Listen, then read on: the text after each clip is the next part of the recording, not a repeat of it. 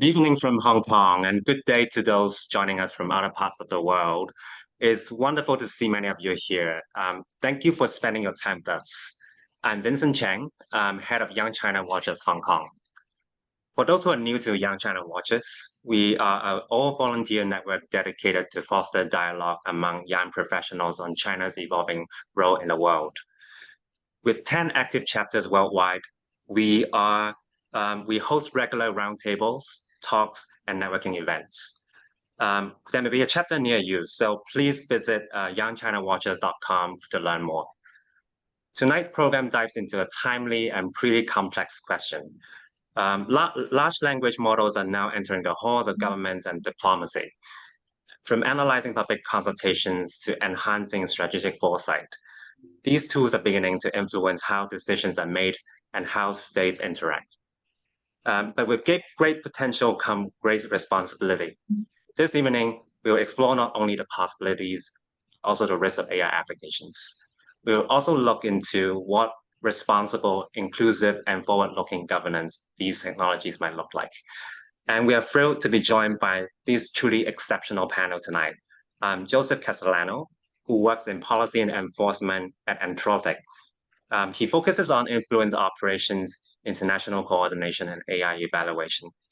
He's also a strategic advisor to AI evaluation expert, Dr. Jose Aranda-Zorano.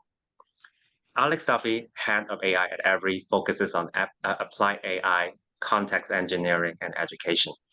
He's built AI diplomacy, which pits LLM to play the strategy game and other games that make AI better. He believes that AI is leverage for subject matter expertise. And next, Professor Michael Jinghan Zeng from the City University of Hong Kong. He is a leading scholar on Chinese politics, and he, of course, is an expert in China's AI politics. He's the author of the book Artificial Intelligence with Chinese Characteristics and has testified before the UK Parliament's AI and Weapons System Committee. And last but not least, guiding our conversation tonight is Kayla Blomquist, co-founder and director of the Oxford China Policy Lab and a DPhil researcher at the Oxford Internet Institute. Her work focuses on US-China relations and international AI governance. Prior to Oxford, she served as a diplomat in the US mission to China and specialized in the governance of emerging and dual-use technology. A little bit of a housekeeping note right now. So please note that all speakers are sharing their views in a personal capacity and not on behalf of their respective organizations. And of course, this conversation will be recorded. We will have around like 15 to 20 minutes of Q&A section towards the end. So feel free to drop your questions in the Q&A box throughout the questions, which you should be able to find it in the More button in there. Thank you again for joining us. And with that, let me hand over to Kayla for the kick off the panel. Over to you, Kayla. Thank you so much, Vincent, for bringing us all together today.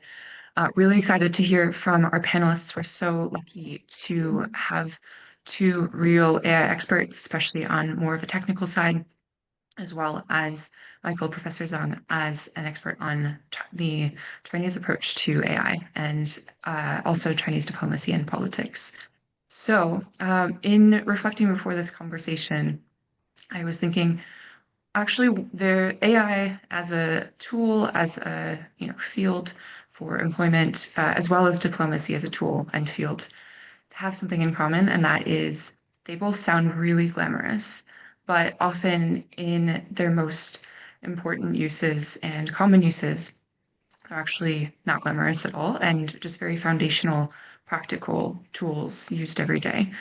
However, both have really immense implications for how the world works. So with that, I'm going to launch into our questions for our panelists and start out with, what do you think the most promising, also the most concerning applications of AI in the practice of diplomacy are that you've heard of or thought of so far? And feel free to jump in as you have thoughts. I think the one of the most helpful side of this large language model is the ability for AI to process all the kind of language available, for example, think tank reports, consultation, even media narrative. And its ability to process so many information and also in such an efficient way, that is something really, really helpful.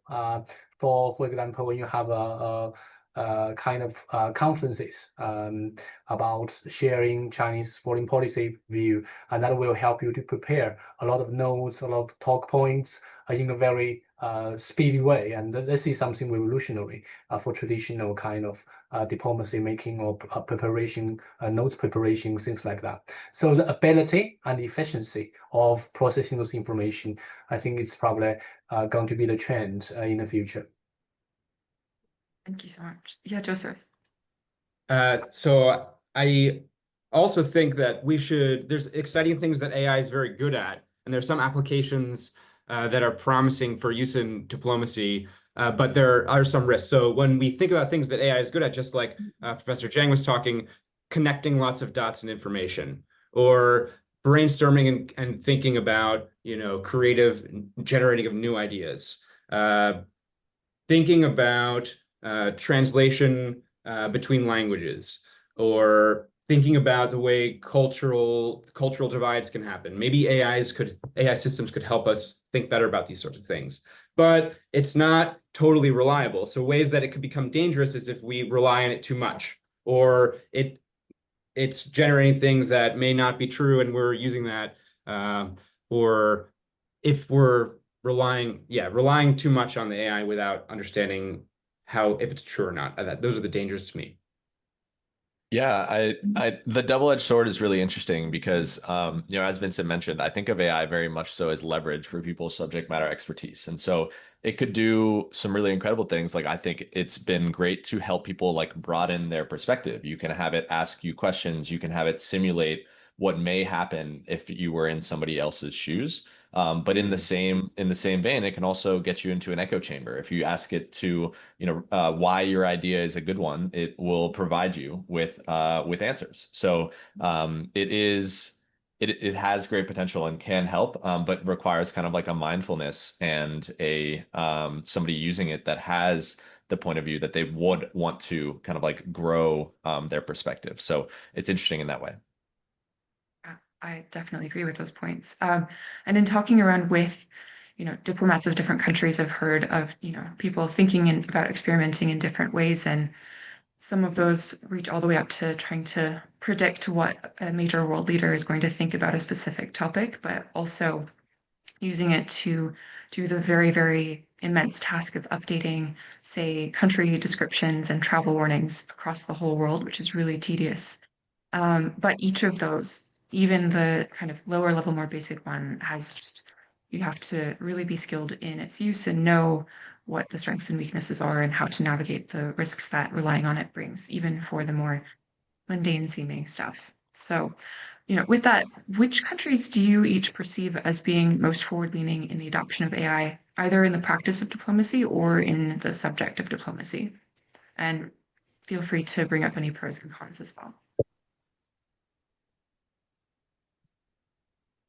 I think currently, if you look at the way how DeepSeek has been integrated and support the Chinese government, not only in foreign ministry, but also across local government as well, I think there's a big push from the government side trying to digitalize the way how government provides service, and this includes Chinese Ministry of Foreign Affairs. So, for example, DeepSeek has been used to do information gathering, as we just mentioned, consultancy, think tank reports, and also to provide some policy suggestions as well as external communication of how they branding the message, what to say on specific talk points. So all three areas, I don't think that's unique in China's case, but what is interesting in the China's case is about DeepSeek is based on a Chinese language model as well, which is something that you do not really have in other language beyond English. So that's some very interesting case to look into.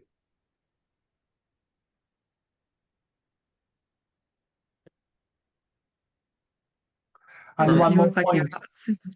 So, and one more point just to add, the long-term trend, I think the first question you ask about what are the potential downside of it.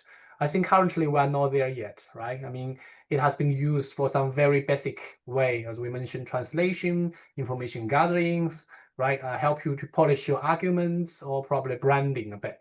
But in the long run, I think that is where I start to have concerns. When more and more diplomacy making or diplomatic work relies on large language model, I think that is the danger of it, as both of the other panelists mentioned. I think one thing is about misleading information. It looks convincing, but misleading. But the other side, I think I'm also concerned as well, is we over relying on the machine, that we lose a traditional touch of diplomacy, right? When we build a diplomacy for diplomats, we all know how in-person kind of context matters. It's about trust, building relations, observing, body language, and observe very carefully what is said, what they haven't said. And those cannot be done by large language model. And I've seen that kind of diplomacy during the pandemic time. You're not able to meet in person and you only meet online or other ways. And you feel that you lose that human touch of it. And I think in the longer run, if we think about it, if more and more diplomacy relies on AI, on machine, you are losing that kind of human elements of it. And that is something I slightly feel concerned. We're not there yet. But if that's the direction of travel in the future, I think it's going to change the way we do diplomacy. And it's going to probably define what diplomacy means. Thank you. I think that speaks really well to the concept of gradual disempowerment of humans and the gradual loss of human agency. And this is, of course, a really important area that we maintain it. Joseph, you look like you have thoughts.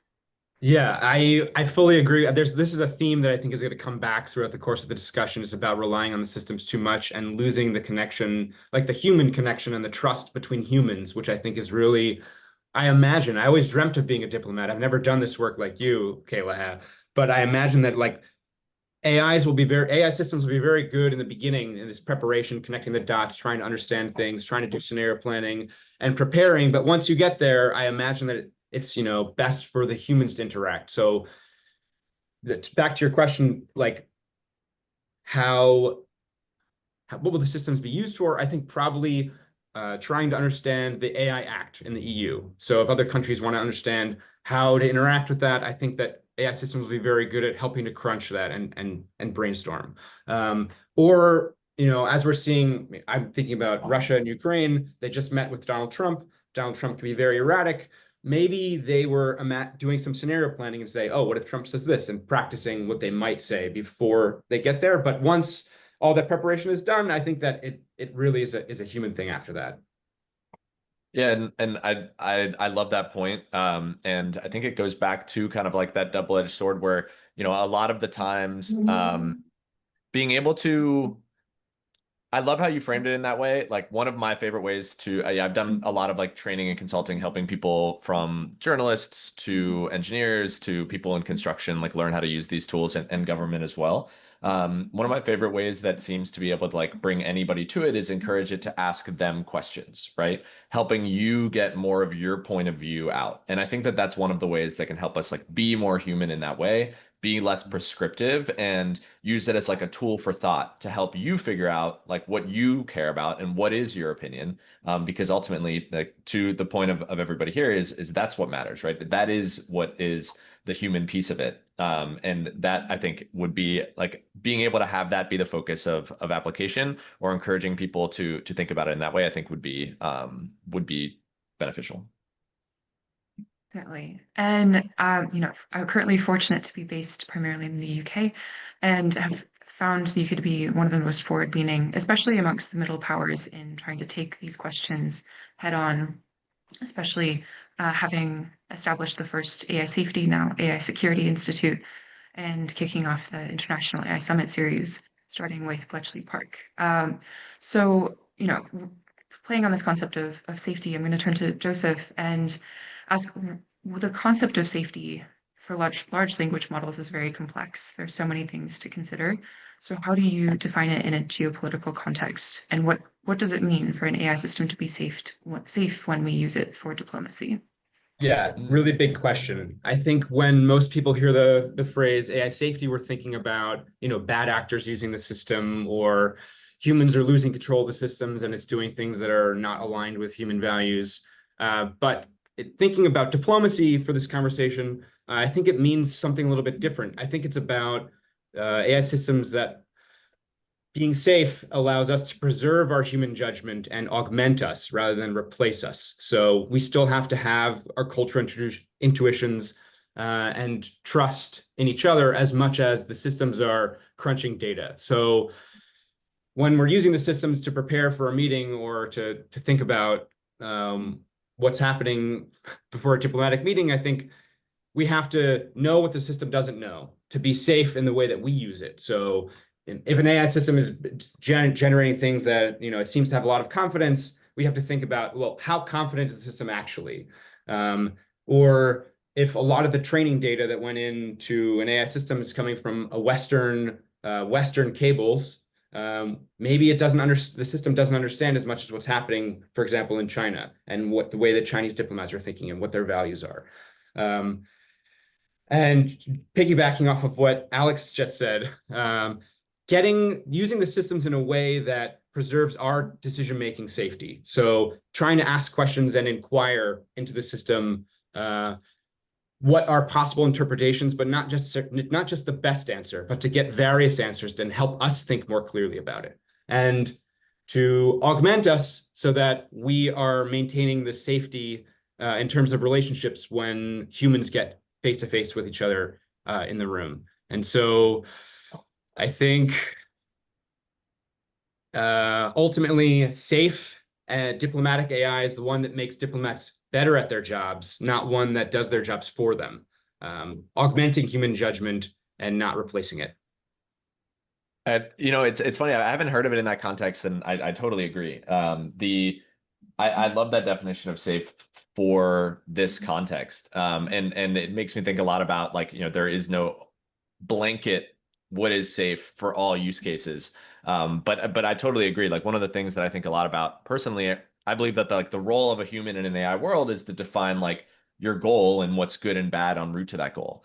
And so in that context, being less prescriptive, being able to be steerable, be able to understand the context and the perspective of the person who's using it, and to be able to support that. But I also loved your point about, being able to have some context on the confidence level of the response and to not present something as fact, but also to provide other points of view and to be able to push back a little bit to encourage you to think about it and to kind of avoid that sycophancy or those echo chambers that you'd see otherwise. So yeah, couldn't agree more. Yeah, I think this brings up a really important next question of what do policymakers and diplomats likely misunderstand about their own implementation of AI in diplomatic context, given all of the considerations you just mentioned? So I think the first question that a diplomat or a policymaker will ask is the system accurate? But maybe a better question that they should think about is, will humans use it accurately? So maybe at first, we may imagine that it's going to make diplomacy more efficient and it'll speed up diplomacy. But probably in the beginning, it's going to slow it down because we're going to need to verify and interpret and debate with the system, where it's a new way of thinking, and we're going to have to be careful that the AI systems may not be neutral, even culturally, as you just mentioned, based on what training data went into the system, and it may not be so clear about where they're coming from, and it's AI systems are not like buying software. This is more of adopting a new way of thinking or a new thinking partner to help us think through things. So I think that the biggest misunderstanding is imagining that it's a technical challenge, where maybe it's more of an organizational challenge with using this technology in a new way. Thanks. Turning to Alex next. In your AI diplomacy project, first, could you explain it a little bit to the audience? But you found out that different LLMs in the project exhibited distinct personalities. Can you elaborate on the most surprising or unexpected behaviors you saw on the models like ChatGPT, Gemini, and DeepSeek? Yeah. So I guess to give context on AI diplomacy, and so not sure how many of you guys are familiar with the game Diplomacy. It's kind of like a mix between Risk and Mafia. There's no luck in the game. It's a lot of discussion and negotiation. It simulates pre-World War I Europe, where players act as different powers, and was actually made in the 50s and used kind of like as a war game simulator for people people in military, academics, and people in government used it to kind of simulate and to practice what might happen in situations like that. And it was really interesting to put AI models in that environment. Personally, I think that there's a lot that can be done in that kind of in that context, like being able to put AI in games, which is really just a system with a goal and seeing how they act. I think that there's a lot that we can learn from that, a lot that AI tools themselves can work on it. And that's actually going to be my full-time pursuit coming up here shortly. But some of the things that were really interesting that we learned from that is, and this is definitely not, something I did all on my own, had a lot of really great contributors. One of your colleagues at Oxford helped as well, but we saw a lot of really interesting distinctions and a few. So an example, we had many different models had different tendencies. So for example, how frequently did a model betray its ally en route to its goal, right? Each model had like a different rate there, or how many different models or which models lied to somebody that they had a negotiation with, kind of like holding their ultimate plan secret. And you could see different models have different tendencies to do that. I'd say that there's like a few, like Claude, for example, is one that very infrequently did something like that, and made sense given like the context of the of the lab behind it, very focused on like explainability. Whereas there were definitely some other models that for us we label it as kind of scheming and would have like plans that they wouldn't share in negotiation. And so interesting to see just like those huge distinctions. And then others like DeepSeek was very flowery with its language and very steerable and adapted almost the personality of the country in which it was in charge of. So definitely interesting to us to see the differences. And I think we've really only scratched the surface there. That's so interesting. So yeah, you just mentioned, and also the article about it highlights that the most successful models in the game were sometimes those that learn to lie and deceive. What does this tell us about the current state of LLMs, and what are the implications for real-world diplomacy? So in that environment, with those prompts, I would like to mention that it's interesting working in that space because it's an infinite problem space. There's 3 infinite problem spaces. 1, how do you represent the game state? 2, what tools do you give the models? Things like a diary or things like keeping track of your relationships with other powers, and then also how you prompt them. And yes, in that version, you definitely saw models that were able to lie and deceive that did well. But when we also saw some downsides to that, there were models that did that too early, got too far ahead quickly, and then a coalition formed across the rest of the powers and then took them down. And I also think like games like that are pretty interesting because you could pretty easily change like some of the prompts or some of the rules or add a classifier that made lying something that you couldn't do in that scenario, and then you could have data that you could use to train the models to not lie and find good strategies on the way. So I think that it's less about like, it may not be prescriptive in the way of like seeing that because lying in that environment led to winning, that it was the end all be all solution. But it was interesting to see that was a strategy that was immediately pretty successful, though there were ways to kind of counter it.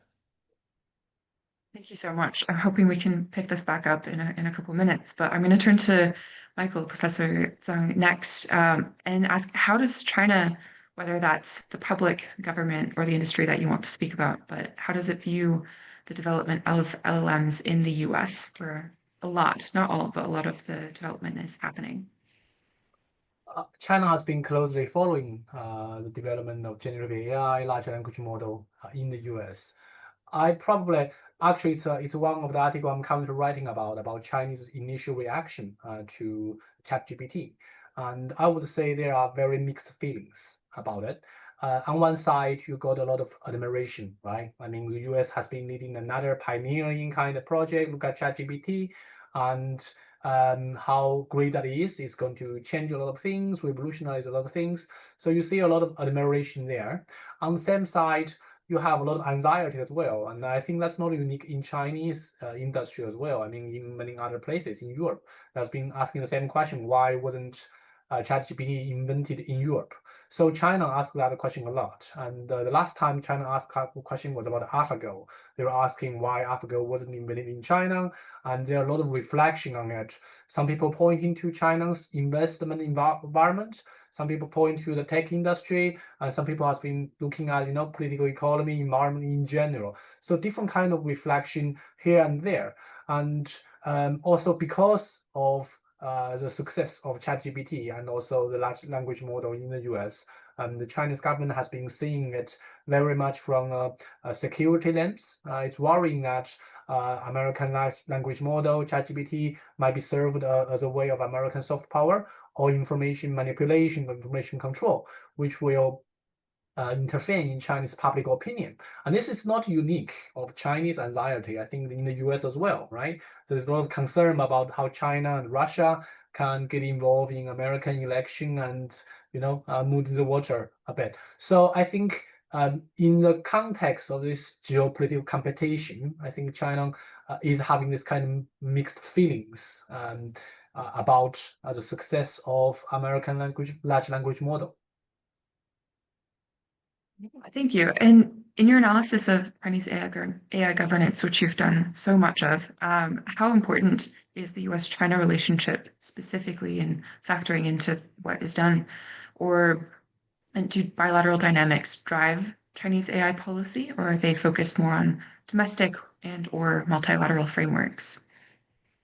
I would say the bilateral dynamics with the US is central to China. And many in China probably would argue either, I know a lot of colleagues probably in Europe wouldn't agree, but they are arguing that it's ultimately a game between China and the US. It's a race between China and the US as a direction of travel, as many believe that. And I would say that Chinese AI strategy is very much reactive to the US move. And if you were saying about a lot of Chinese move, for example, new generation of AI plan released by Chinese State Council back in 2017, and to more recently, a lot of Chinese actions are basically reacting to what happened in the US, the success of AlphaGo, the success of ChatGPT, and then or American AI strategy, and then you see the Chinese one, and you see a lot of Chinese AI strategy reflect many elements of American ones. And so I would say this is very central. At the same time,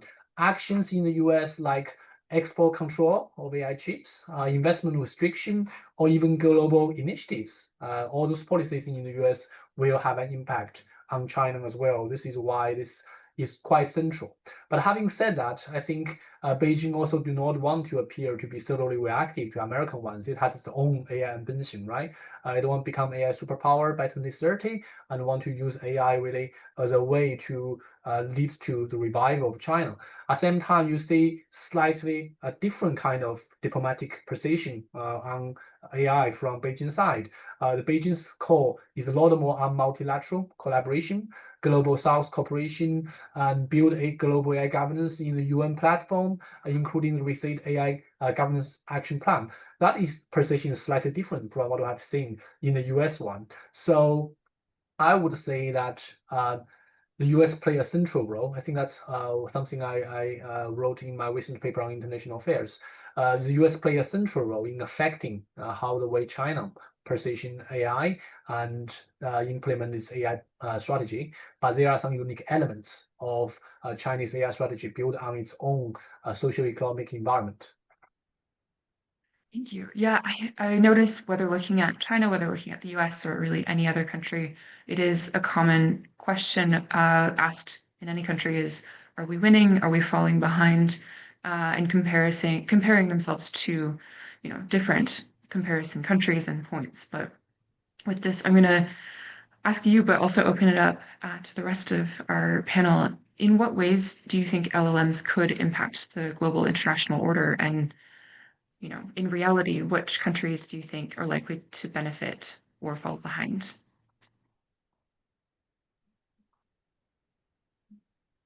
It's a or go ahead, Professor. Well, I think several things to mention, right? So for large language model, I think the question to ask is what language are we talking about? Yeah. And it's English, as we all know. And then the second language, probably Chinese because of DeepSeek. How about others? I think that's a key thing here. I think I used to be a director of Confucius Institute, and we talk a lot about multilinguistical, diversity and things like that. But in the age of AI, unfortunately, that's not direction of travel. Is you are building a large language model, which is you have to have a lot of resources and computing power to support that. So I think very unfortunately, I think if you're English speaking country, obviously you are likely to benefit from it. But other language, I think that's a challenging thing. And I will stop here and let Alex probably. So I was going to say a very similar thing. This is, I'd say, a little bit outside of my wheelhouse, but one thing I can comment on is, I covered the Raise AI conference in Paris, earlier this year, and I was surprised to see that so much of it was in English. Almost everything was in English. Most of the speakers were, and as my mom is French, I've grown up speaking and, grow up with like this understanding the sense of pride that the French usually feel around like speaking French and doing those kinds of things. So it was a little bit surprising to me how much English, or how much of the conference was in English. And to the professor's point, if you look at the data of what languages exist within the corpus of language models, the vast majority is English. And Hugging Face had like a really interesting chart in their like open source AI year in review last year that kind of highlighted the differences between the languages. And at least at that moment, I think English was far and away the most, but then you did see Chinese and French and some Spanish kind of like coming up right after that. So I think that's the right question to ask is what language are the models going to be trained on, and how can you create more of it? It's interesting seeing a lot of the different translation models, and that's also one of the biggest things that we're focused on with like building out AI diplomacy and other games that have like text-based interaction. Is it's really interesting that you can have them you can play them in different languages, and you can see the difference in the different strategies with the different languages, and you could generate a lot of that data as well. So I think there are ways to make up that gap. It's tough to make up the gap when you have now these tools and you can continue to generate more and more synthetic data in that world. Like you're starting to see a lot of slot, but also high quality AI generated content that is made in English. And so it's interesting. It's not going to be changed without intense focus by people who have points of view. Okay, I want to say something on this topic too, because last summer I did a research sprint related to these low resource languages, which is low resource languages, because LLMs are trained on large chunks of the internet, there's some oral languages or languages that don't have much on the internet at all. For example, Zulu, an African language. Last summer there was a jailbreak where if you translated your prompt, like how do I build a bomb, something that we don't want LLMs to give advice about how to do, in English or Russian or Chinese, maybe it would refuse. But in Zulu, the LLM didn't really understand, the safeguards weren't there on these low resource languages. And so it described how to build a bomb in Zulu, and then you could translate it back into English. So this is a jailbreak from a year ago. I'm sure that we've made strides in improving that. But one sort of adversarial iconoclastic point to make is that maybe like the things that make humans so smart is our ability to generalize. And that means to think about things that are outside of the experiences that we've had before, but to quickly understand a new idea. And right now, maybe, I'm not exactly sure where the state of the science is with LLMs, but maybe we're getting closer to LLMs that actually generalize. So if a model learns something in English or Chinese or one of these high resource languages that are part of the training data inside the distribution, when they get smarter, the models that may be coming in the future may be able to generalize these things and say, I had enough knowledge about Zulu, I understand the grammar, and because I understand it in English, I'll be able to output it, in very eloquent Zulu or other low resource languages of the world. And that may take away this question of, oh, well, what languages are going into the training data, because it's just made enough connections that now it really understands various languages, and it's getting smarter. I'm really curious on your thoughts on that, and like, cause pulling on that thread a little bit, it's interesting. I think very differently when I'm thinking in French versus in English, and each language kind of has strengths, like the way that you can describe certain concepts. Like there are words for certain things in certain languages that don't exist in others. And so I'm curious on, is there a world where there's like a language that is best suited for a specific problem, or you get different types of answers, even if it can generalize? And then, maybe if you get abstract with it, you start to expand to like the language of music or the language of math and like these other kinds of like symbolic representations of knowledge. Curious on your thoughts if you have any there. I'm not, I could opine, but I don't have any empirical reasons to say things. But I see what you mean. I've learned halfway in a couple of other languages, and there's a lot of cultural information that's also inside of the language. So maybe, understanding something in English and translating it into Russian is not, you don't really get the full idea about, Russian history and culture when you're talking Russian, for example. But yeah. I guess like bring it back to your original question of like the different powers in the different countries, like maybe there's a world where, it's just having been trained on a language that there are innate benefits that different countries will pull out of these language models based on how their culture is created. And they'll have those benefits in the same way that Professor Zhang was mentioning that, a lot of English speaking countries may benefit from the current state of language models. Maybe there are other benefits in other areas besides just like overall capability. Yeah, I think I agree with what's said. I think the inequality in language is also one of this digital inequality created by large language model. There are lots of other issues as well. And if you look at, I think on other issues, we should look at large language models, one of AI. And I think the general question is how AI might affect in the future global order. I think the consensus now is going to create more inequality. So for developed countries like the US, who have the computing power, have the data, and have the AI talents, is going to be better off. And then countries do not have those capability or those leverage is going to be worse off. I think that's current kind of consensus there.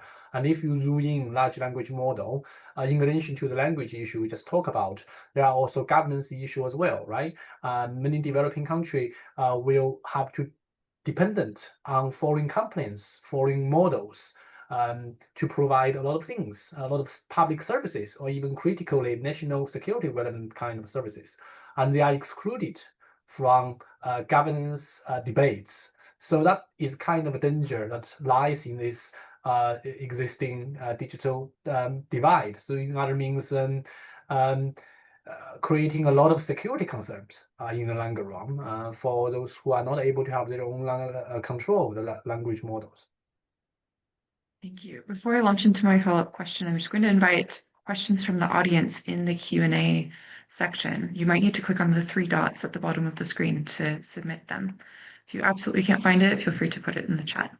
But we've talked about language barriers a lot, and really critical and hard to overcome, but very important to overcome digital inequalities that are quite long-standing.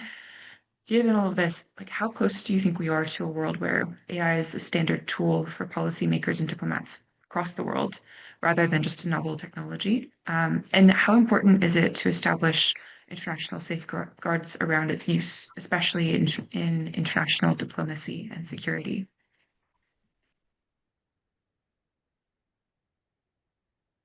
Maybe just speaking to the like adoption piece, and I think it's really interesting to see general, my context is just from the training and consulting that I've done with Every, and also seeing a lot of the studies of like adoption. I think you're seeing some of the fastest adoption curves of any technology in terms of like personal use. And I think a big reason is how accessible it is. You don't need to learn a new interface. You don't need to learn a mouse and keyboard. You can talk to it. And that is incredible in terms of like the adoption. So it's clearly coming quickly. And it is coming quickly, likely from an individual point of view. People starting to use it just because they find it helpful as opposed to kind of it being top down and prescribed and this is how you should use it. So maybe I'll stop there because on the importance of like the international guidelines and how to use it. I think that there's a lot wrapped up in that question. It'd be interesting to hear from the rest on the panel on that. But I do think that it's coming and it's coming quickly. And yeah, I guess the last piece on that, it kind of goes back to our last question is I do think that we're better off for it. I do think that it kind of brings up everybody's quality of life, but I also at the same time think it does exacerbate those inequalities. So you have both at the same time, and that's a really interesting combination.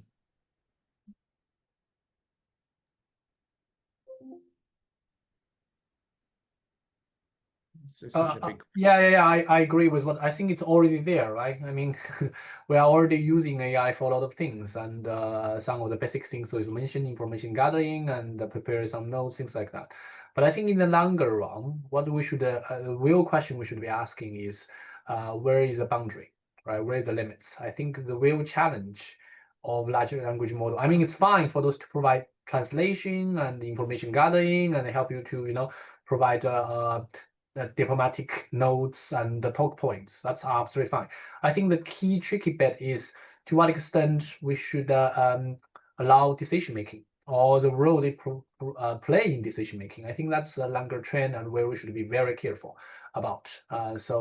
Something we should observe. And also different countries have different kind of rules of how they're going to use language model. They have different kind of sense of security to what extent they feel this is safe or not. So I think it's interesting to see different kind of practice of how different government allow or disallow their civil servants to engage in those language model in public service, including diplomacy.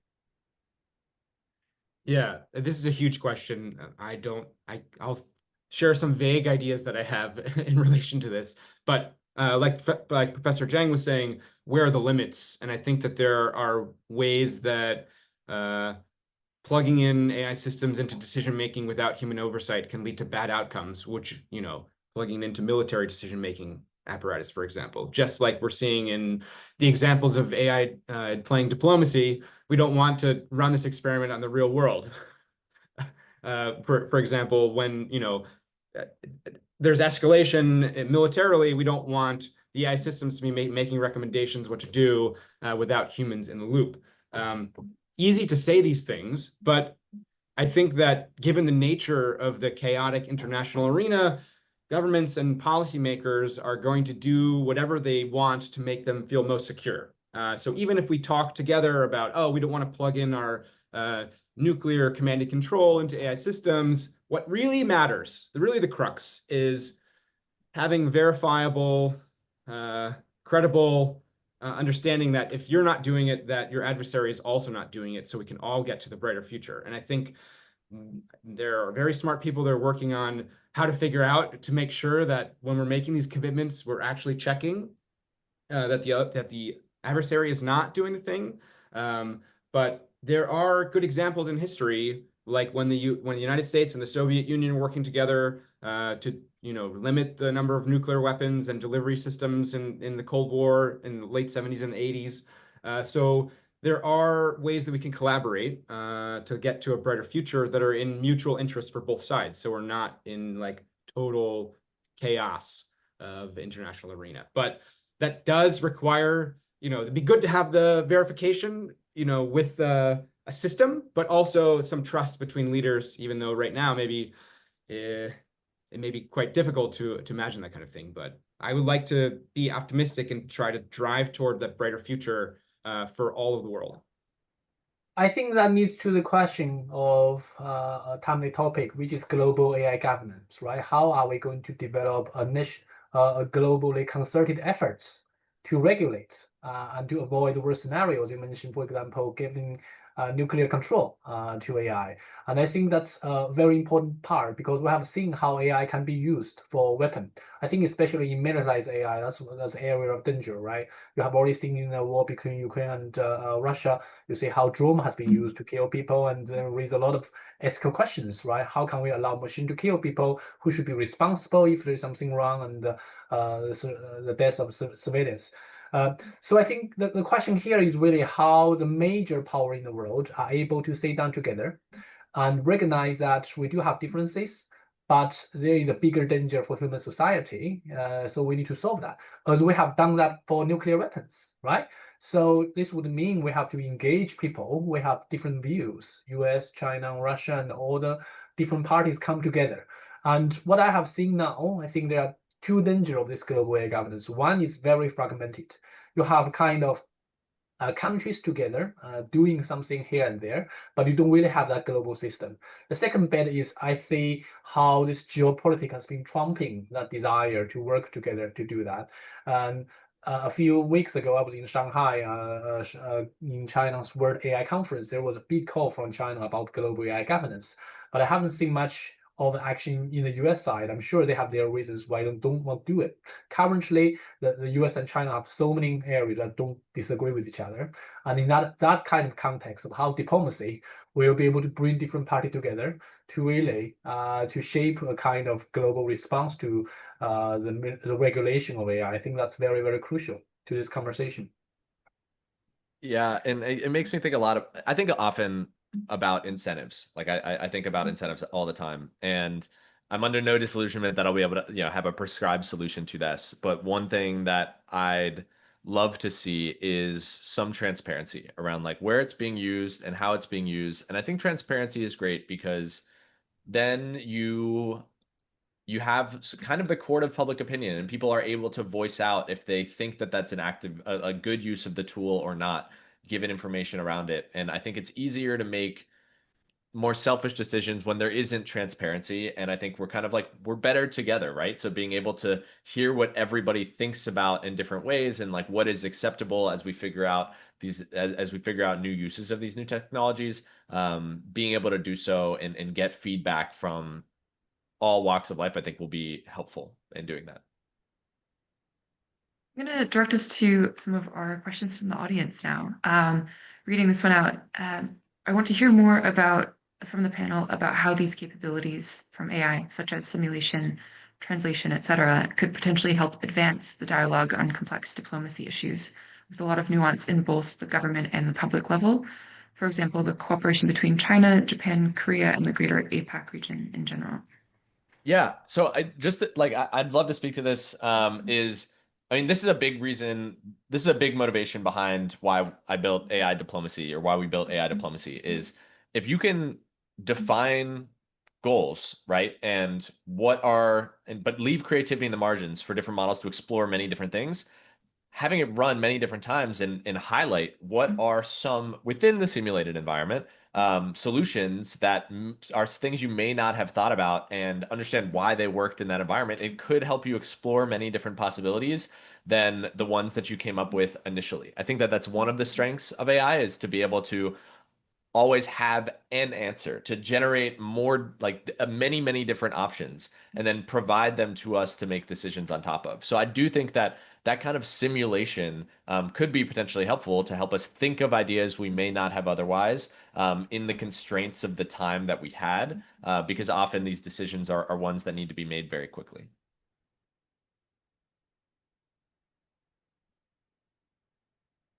I think one thing to add on probably the translation side, and what is really beautiful for this large language model, I think it's beyond translation in many ways. It is able to provide you the context of a nuanced context and the cultural sensitivity there. So right, when you have specific kind of concepts there, I think the large language model will be able to provide you a context of why it's sensitive and how you see that from different kind of perspective, and build on cultural and historical context. And that is something will be very helpful for diplomacy, and it's going to be providing a real-time way, which is efficient as well. Okay.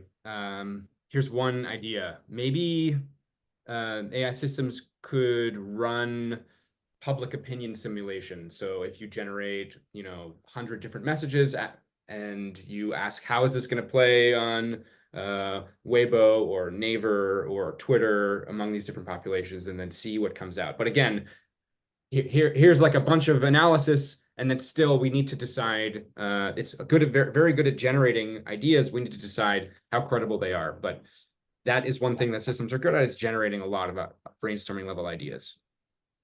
Just an idea. I don't know. That's a perfect lead in. Oh, okay. That's a perfect lead into our next Q&A from the audience. Getting at what are the implications of AI for security dynamics in diplomatic context negotiations, but I think especially to what we were just saying here is especially how is AI enhancing an actor's ability to conduct information warfare? Because while the application you just mentioned is potentially super useful, it can be used in many ways. So to what extent does AI actually improve the effectiveness of these operations? What are the instances of China employing this strategy? I can speak generally about the subject, but I'm curious after to hear what the other panelists think. But so influence operations became, in terms of history, were sort of started between the US and the Soviet Union during the Cold War, and usually they're very targeted, very specific ideas, like the KGB inserted in an Indian magazine how the US was, testing the AIDS epidemic on African Americans in the US, and that was picked up by other news media, which eventually proliferated into the United States, and that idea still exists today. What is happening now in terms of information operations is not very targeted like in the past, but huge fire hoses of information. So, LLMs are very good at generating information and articles and blogs, and then just spewing these things onto the internet. But it sort of changes our information environment because, as all of us on social media are bombarded by things all the time, it sort of matters how we as society interpret all the information that's coming in. But generally, now I think LLMs are helpful in terms of writing all sorts of different blog posts with particular points of view that you want to put out, and it just matters how those things are crashing over society and how those are changing discourse within nations. I would say that first of all, for this, let's not take a normative position on that, right? I think the concern about how large language model might conduct psychological warfare or this kind of things is mutual, right? The US is worrying about how China and Russia might intervene in American election. Chinese are also worrying about how American is using ChatGPT or other large language model to intervene in Chinese public opinion as well. I think that's just a matter of fact in this kind of geopolitical tensions, and without trust, I think it's going to worry for both sides. That's the first point I want to make. Second is in China, I think the People's Liberation Army has been talking about connective warfare, and a lot is about how information is going to be controlled and manipulated and presented in a way that is going to harm China's regime security and national security. And I think the similar concern we have in the US as well. And that concern lies in two levels, right? When we talk about warfare, one level is how a rival country is going to affect international public opinion, right? For example, the war in Ukraine and Russia, who should be responsible for it, whose fault is that, and the direction of travel. You have very different kind of narratives about the war, and same for the Middle East, about Gaza as well. So I think the first warfare we'll talk about is how large language model is able to affect international public opinion of other countries. And then the second level is domestic public opinion. It's worrying about region security, how your enemy or rivalry is going to intervene in your domestic political opinion, try to overthrow the regime, right? So those two levels are where large language model can play a role that is going to advance one's national interests and undermine others. Yeah, it's a really interesting thought, and a lot of good points brought up. I think where my head goes is generally it seems like we are increasing the access to information and the speed at which it can spread, and it's a continuation of a trend that has been playing out from like television and news broadcasting to the internet to social media. And I think you're seeing just like how quickly public perception can change and how big of an impact it can have. Just like, seeing cultures react around the world, and become more unified in ways, but also different in like in the echo chambers that you see.